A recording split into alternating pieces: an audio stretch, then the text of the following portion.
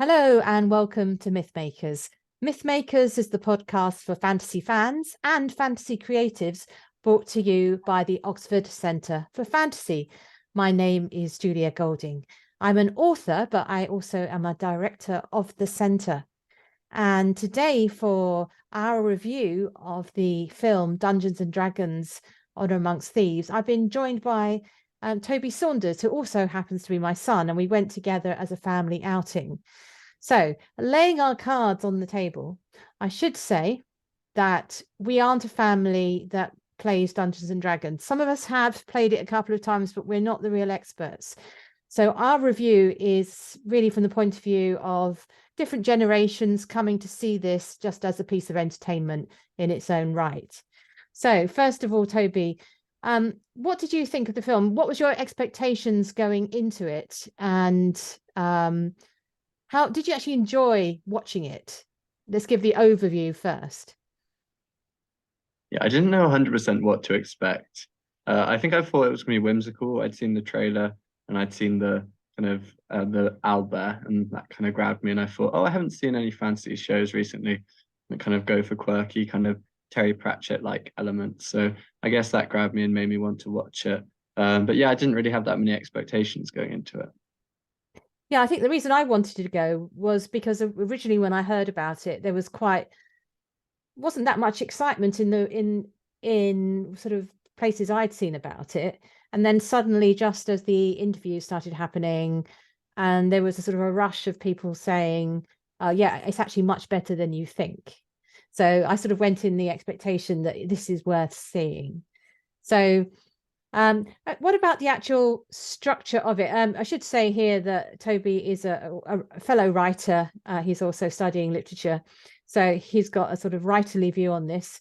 What did you feel about the structure of the film? Yeah, to me, well, as we've said, we don't play the game, but it definitely seemed like it followed the kind of structure of a game, in terms of going on a quest together, kind of a hero's journey, you could say. But it's got a kind of, I like the family center of it, where they have to kind of save his daughter or convince his daughter that he's good. Yeah, it definitely did follow the Joseph Campbell hero's journey with the call to adventure. I mean, you could probably map it against that, which you could imagine them using almost ironically when they're in the writer's room thinking about this, because they know that so many fantasy films use this as a trope.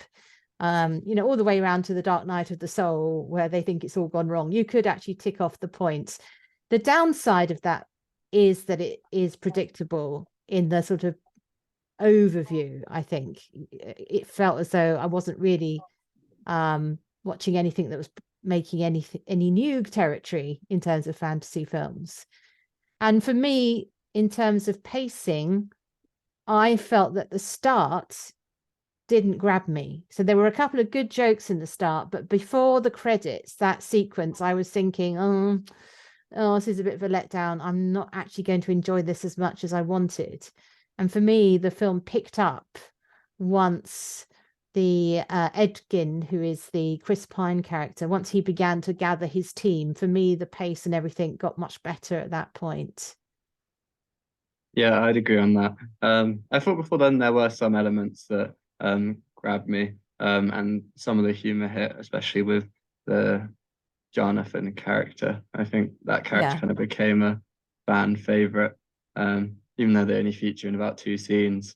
But those scenes enough for to kind of grab the audience's hearts, I think. So let's think about the characterization. So we're looking at it. You're in your 20s. I'm not. um, and so we are a family audience. What did you think about the characterization? Who were your favorite characters? What appealed to you? Who do you think were the stars amongst the cast? Which is already quite a starry cast, let's be honest. Yeah, I think Hugh Grant was probably, or Forge was probably the best. In some ways, quite predictable. I don't think at any point anyone thought that he was a goodie, but he just played that role perfectly, I think. Yeah, there was a couple of really interesting stock characters, shall we say. So Forge is the baddie, the friend who becomes the the bad guy. And he reminded me in the way he was playing it quite broadly and archly as to how good Alan Rickman was in Robin Hood, Prince of Thieves, another Thieves film back in the day, where he stole the show in a way by how much he was clearly enjoying being the bad guy. And the strong part of Hugh Grant's performance is that it calls on the other thing he's done, which is play politicians. So he was playing this fantasy character as like this smarmy politician, and it worked very well because he felt you could feel as though that character could really exist. It's more relatable in a way than the evil characters, the red wizards, who are another sort of layer of super evil. I felt that calling on his performances in things like A Very English Scandal, and of course even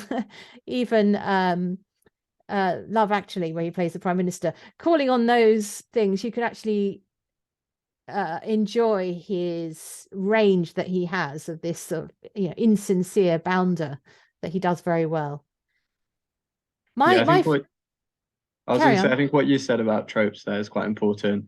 Because really the characters are supposed to be types, which, well, that's what it seems to be in terms of people who play the video game, not video game, the game, can say, oh, I've played that role before.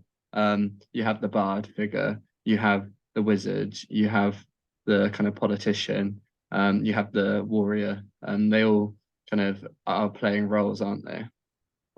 Yes, and I think that's my other favorite character, who again is a bit outside the band, was the one played by Reggie-Jean Page, the Zenk character, who's like a paladin or Yeah, something, paladin. who's like the perfect warrior. And I saw an interview with him. That was one of the reasons for going to see it, because he's a great actor. He's very funny. But I saw an interview with him where he said what he liked about his character was it was as though he had walked in from another storyline where he is the hero and he is on some really super serious spiritual quest where everything is very perfect and pure, and he's functioning at this level of ideals.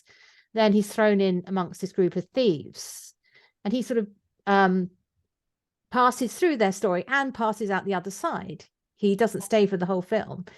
And I like that, the idea that he had his own, every character is the hero of their own story. And he was really enjoying being this ideal knight and sent it up perfectly. He was the straight man for the other people to sort of play off. So I think he was another fun part of it, and not taking himself at all seriously, even though he was, of course, investing in it as if he was. That's where it works. He was playing it straight. There was no wink at the camera. So that was another good part for me. What about Chris Pine as Edgin, who of course is the lead in the film? Did you enjoy him, his character? I was reading somewhere that there is some idea that maybe recently some of his roles haven't been as big a hit as he had when he started out as Captain Kirk in the reboot of Star Trek, because he kind of fizzled a bit and ended up as the support lead in Wonder Woman. Do you think this is a good franchise for him to reboot his career if he needs it? Well, I think so. I think it's a fun role.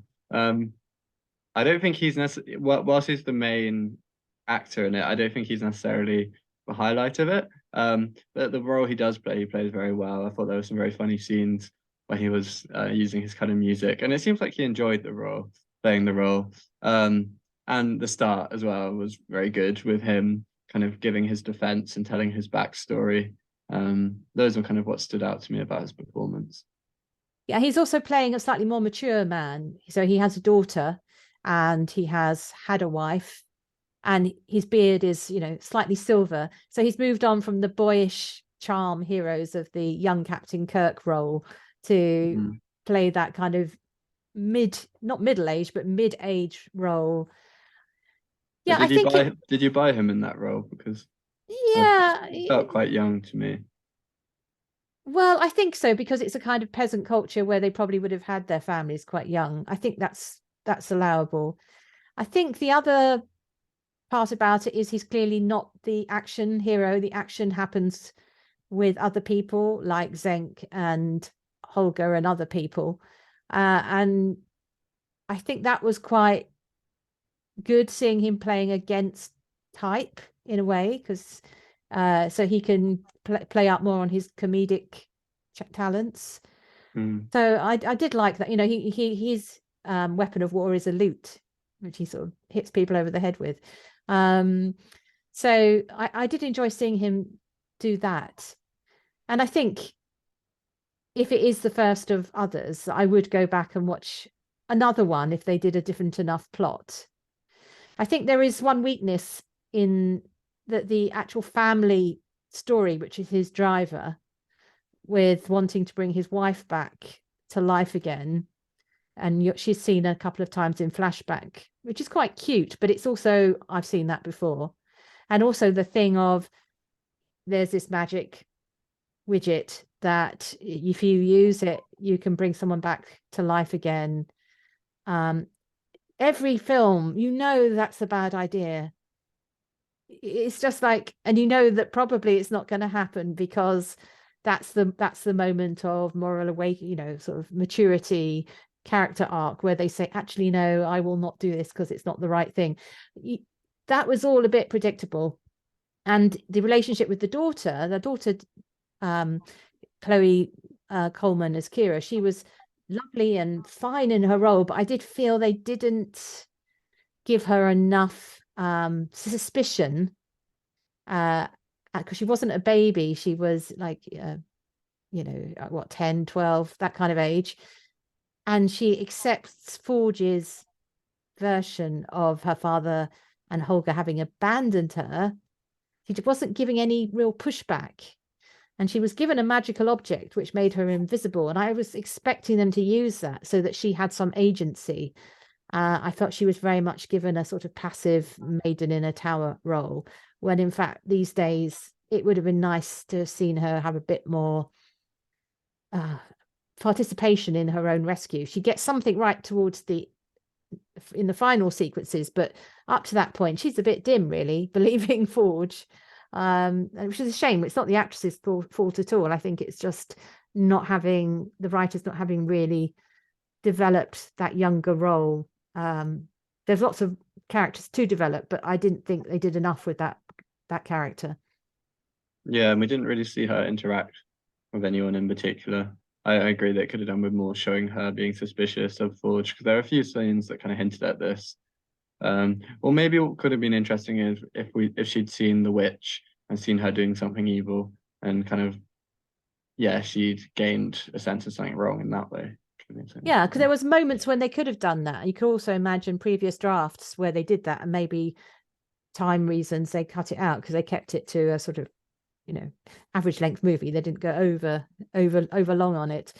So on the other female characters, I very much enjoyed Sophia Lillis, who played Doric, who is this, and this is where I think you need to know your Dungeons and Dragon lore. But she has this sort of shape changer role, where she's an owlbear at one point, and then she's a worm, and she can change into other animals, but she's rather sweet looking, with her red hair and her little horns. And I like the fact that she was, there was a lot of reversal of roles in the Gang of Thieves. So the man who was in love with her played a much more sort of the role that you often see young girls play, that sort of passive role where he's trying to court her but not doing very well. And she's the one who's kind of saying, you know, basically, you got to impress me more, mate. And she can change into this enormous owlbear. So she's got the sort of strength. And the other one who's a sort of obviously big presence in the group is Olga, who's Michelle Rodriguez, who is the strong woman, playing that role. So she's the one who wades in with her axe and has her sort of fondness for small hobbit-like men, which sort of makes the joke of the sort of different races in this world even more obvious, where these giant women have these little guys as their partners.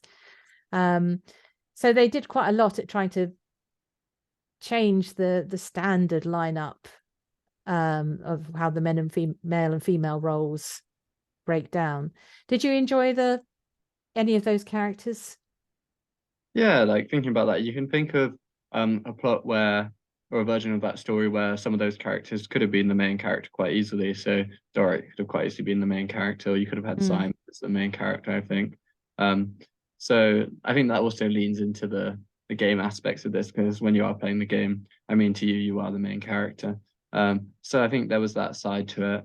I definitely agree with that. Yes, and the other person we haven't yet talked about is Simon, who's the wizard, Justice Smith. Now, he, for me, was the one who most resembles what you would imagine was the original player of this, i.e., when Dungeons and Dragons first started, it was a sort of late 70s, early 80s board game played by geeks and nerds. And largely men or boys. That was its kind of image. And it's done a very good job at reinventing itself, I think. But he does feel like a kind of nerdy guy. And that was quite sweet to see the original players of the game kind of represented in a fun way. He gets some good powers as it goes along. So I enjoyed that aspect of it. I think, Yeah, and he definitely felt the most like he was playing a game as the movie went along, you'd say, from his introduction. So before we move on to the sort of standout moments and the tone and the special effects, those aspects of it, I think that one part of it where, again, maybe they just didn't have time, but I did feel that the Red Wizards and their agenda didn't really come across to me. I was a bit confused by who they were, what they were doing, and what their motivation was, other than taking over places and producing armies of the undead. Maybe that is all I needed to understand, but I didn't really find myself understanding them. There was I forget the name of the main red wizard, who's Sophina, plays by Daisy Head, who's had to have a severe haircut for her part. She looked as though she was quite a tortured soul, and there could have been an interesting backstory there that just wasn't explored. But it seemed as though they didn't really try and explain what the evil was about. Forge was much more understandable as well, why he's on that side of the bad guy. I didn't really find anything interesting about the Red Wizard agenda. They felt quite alien to me. What about you? Am I missing something? Yeah, I think perhaps they definitely wanted a evil character who was kind of unambiguously evil, I think. And as they're trying to like turn everyone into zombies, they felt that part quite well. Because I guess they don't want to focus too much on the villains, they want to focus it on the team and want you to root for the team. So it seems like it's kind of, again, leading into tropes. That's probably why they've done it. I mean, I should just accept it's like a Dark Lord, but red. I think so. And not worry too much about it. Okay.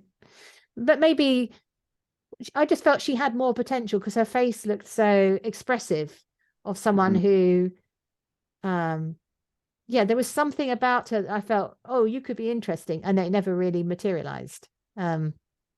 Anyway, okay, so let's think about the tone of the piece. This is what I think probably is why it has hit the right spots for a broader audience than just the Dungeons and Dragons fans, in that I think that if you like Guardians of the Galaxy, for example, you will like this film because the tone is similar, and Chris Pine is not unlike other Chris, which one?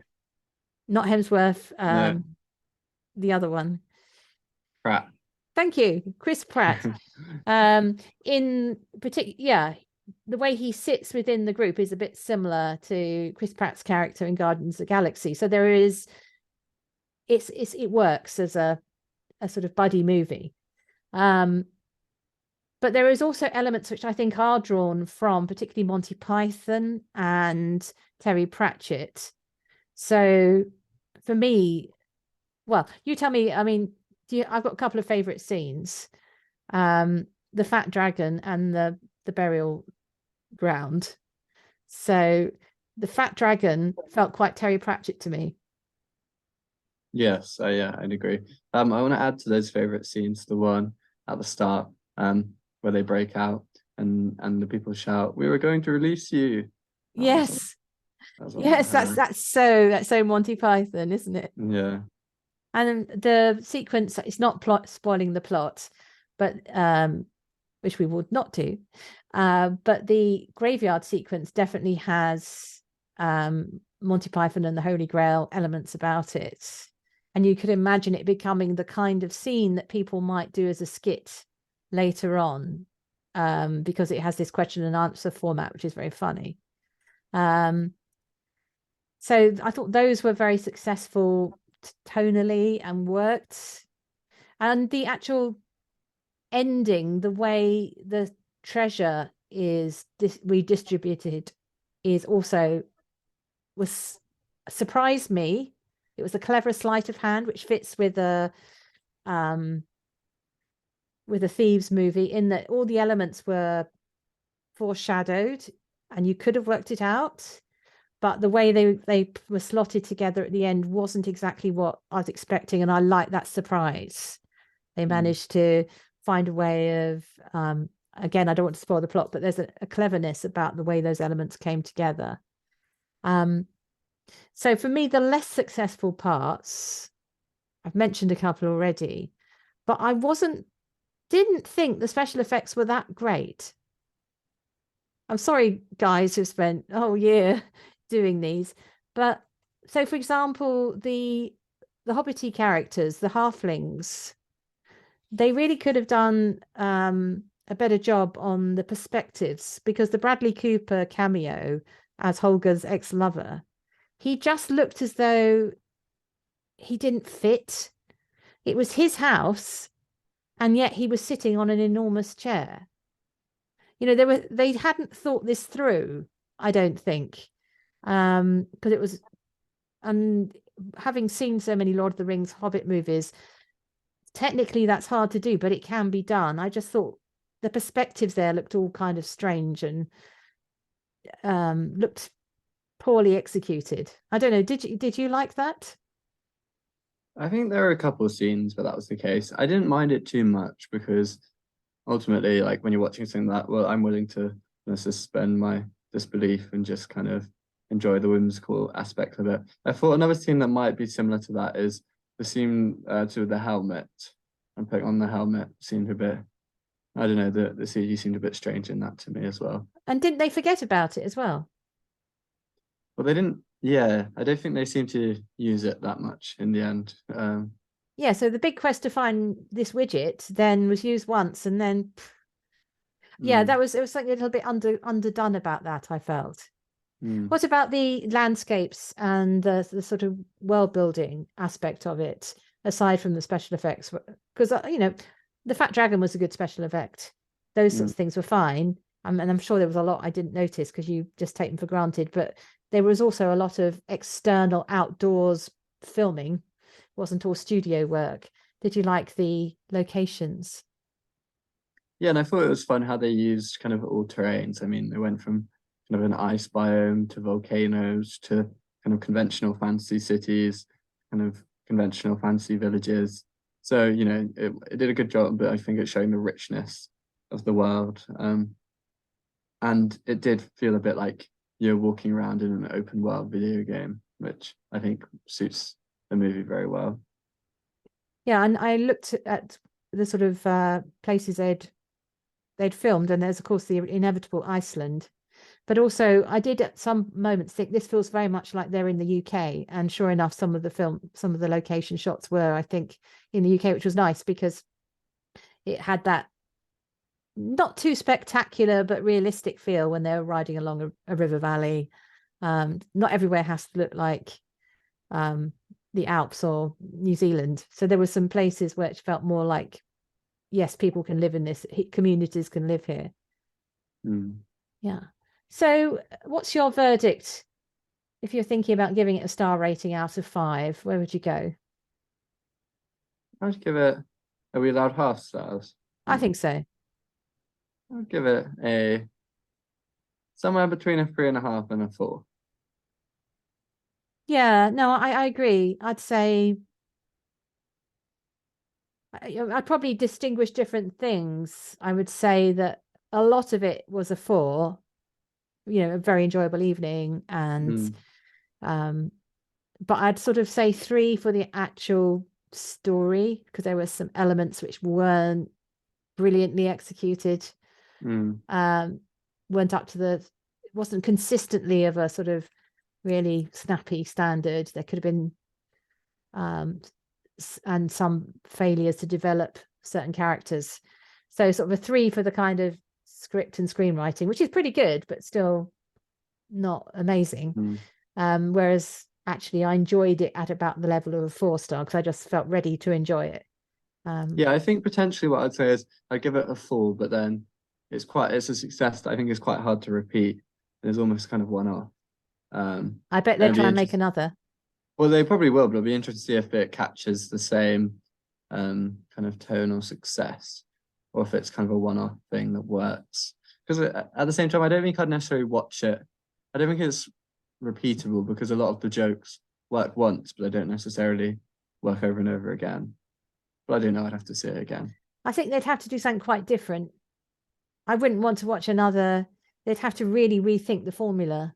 Hmm. I'm sure there's a lot of plot and game playing within Dungeons and Dragons that they can draw on, because there's decades of people writing the adventures and the experience of leading these games. But they would have to shift quite a way for me to go and watch a second one, definitely. So just thinking a little bit more about the trend at the moment for turning things which exist as a video game or a ride or a toy into films. What do you and your generation think is the product that has been best treated in that way, and the one that needs to be treated? So to give you an example, the biggest opening this weekend was the Mario game, which actually has Chris Pratt in, doesn't it? Talking about the Chris's. Mm. And clearly there's been a massive audience for that, even though critically it wasn't particularly well reviewed. And earlier, just after you were born, in fact, there was the Pirates of the Caribbean franchise, which wasn't supposed to work. That was a film based on a failing or tired Disney World or Disneyland ride, which was given a reboot by a pirate film. And pirate films were supposed to no longer, be very out of fashion, but yet they turned out to be a great idea. So is there anything you think has been well treated as a property, and what would you like to see treated to a film working out of it? Yeah. Well, it's also worth mentioning at this point that there was a Dungeons and Dragons film before that did absolutely horrifically at the box office, I think in the early 2000s as well. So yeah, that's an early failure, I guess. But one thing that I think has been done really well in recent years is the Arcane series, which is on Netflix, which is based off the League of Legends video game. And I haven't played League of Legends. I kind of am familiar with how the game works and what it looks like. But I have watched Arcane and I really enjoyed it. And I think a lot of people were surprised by it, how kind of well it was done. And it's an animated show rather than live action. But it does really well right. It's much more serious in tone than the Dungeons and Dragons movie. But it does the serious tone really well. And I'm pretty sure that was made by the video game studio and kind of given to Netflix as a place to distribute it rather than made by Netflix. So that's the one that I think's been done really well. I'm interested in also, as these films are coming out, there's also another film with Taron Egerton called Tetris, which takes a different approach to revisiting the early days of video games. Tetris was one of the very, very early console games back in Mists of Time. And what they've done there is tell almost like the biographical story around it, about a trip that Taron Egerton character takes to Russia, where this was coded. And so it's more in the line of a sort of social network or a thriller even. So it's about the people behind the game rather than trying to be inside the game, because obviously the Tetris is actually a very simple computer concept. There's not much story there. It's like trying to make story out of a game of badminton. It doesn't work. So that's another interesting approach, is to do the story behind the creators. And I could imagine an interesting film made about the people who came up with Dungeons and Dragons. It could almost be a teen friends movie, could be quite comedy, but I would actually be quite interested to find out about that, how it actually came about and how it grew to be this massive thing with the conventions and websites and all the rest of it. First, I'm looking for the human story. Movie. Yeah, I don't know what the story is. I'd have to find out. Maybe they all love each other and there's no story there because there's no conflict.